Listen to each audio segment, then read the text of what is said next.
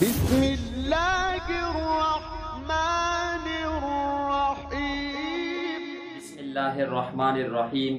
ناظرین، آج جس عنوان کو لیے میں آپ دوستوں کی خدمت میں حاضر ہوا ہوں، آپ کچھ دنوں سے یہ بات سوشل میڈیا کے اوپر دیکھ رہے ہوں گے کہ ایک خلیل الرحمان نامی شخص جس نے اپنا نام تبدیل کر ڈیوڈ ایریل رکھا، اور وہ شخص گزشتہ 25 دن سے پاکستان کے کیپٹل اسلام آباد کے اندر ایک کیمپ لگا کے بیٹھا ہے مطالباتی۔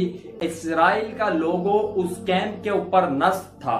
مختلف مواقع کے اوپر کبھی اسرائیل کے حمایت کرنے والوں کا میدان عمل میں آنا، کبھی بھارت کے خفیہ لوگوں کا پاکستان کے اندر تخریب کاری میں ملوث ہونا، اور پڑوسی ملک جسے ناعاقبت اندیش لوگ اسلامی ملک کا نام دیتے ہیں، اس کا بھی پاکستان کے اندر براہ راست قتل و غارت گری میں ملوث ہونا۔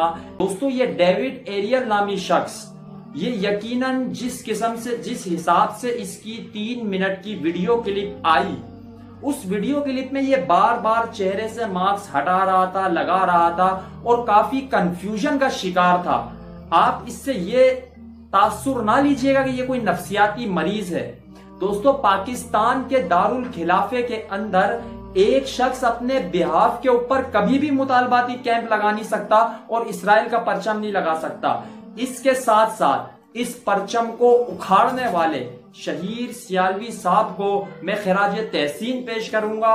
ان کے ساتھ ساتھ آفتاب نذیر صاحب، آفاق خان، عمار خان یاسر، یہ تمام وہ نوجوان لوگ ہیں، یہ وہ محب وطن نوجوان ہیں جو لوگوں کے سامنے حقائق کو لے کر آتے ہیں، پاکستان دشمنوں کے چہروں سے نقاب اتار کر عوام کے سامنے حق اور سچ کو بیان کرتے ہیں۔ آپ کا میڈیا 80 کے 80 چینلز، آپ کے یہ تمام اینکرز، یہ کبھی آپ کو حقائق نہیں بتائیں گے۔ یہ پیسہ کمانے کی ایک مشین ہے۔ یہ کیمپ 26 دن تک لگا رہا۔ کسی ایک میڈیا چینل نے اس کی رپورٹنگ کی ہو تو وہ منظر عام پر آپ دکھا دیجئے۔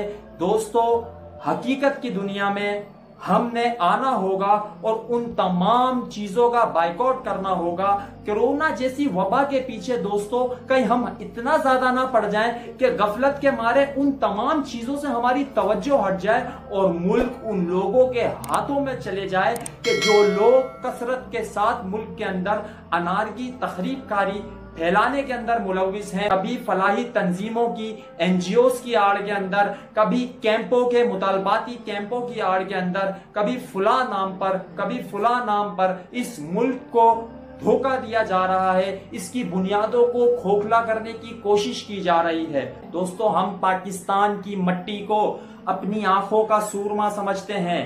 ہماری پیدائش بھی یہیں کی ہے، ہماری قبر بھی یہی بنے گی، ہم نے رہنا بھی اسی میں ہے، ہم نے وفا بھی اس کے ساتھ کرنی ہے۔ سیاستدان اپنی سیاسی پوائنٹ اسکورنگ کرتے رہیں گے، اور آپ کو جب ملک پہ خدا نہ خواستہ برا وقت آیا، آپ دیکھ لیجئے گا، آپ کو میدان عمل میں یا پاک فوج نظر آئے گی، یا قانون نافذ کرنے والے ادارے نظر آئیں گے، یا پھر مذہبی طبقہ نظر آئے گا۔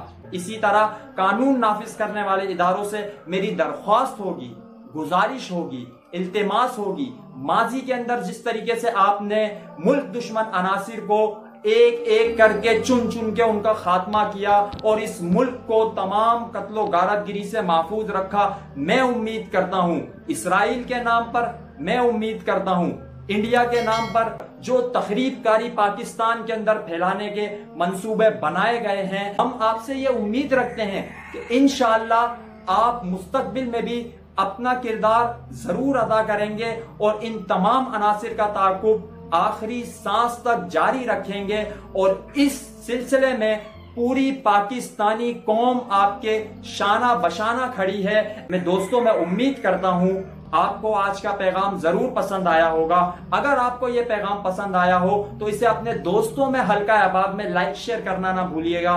اسلام زندہ باد، پاکستان زندہ باد۔ السلام علیکم ورحمۃ اللہ وبرکاتہ۔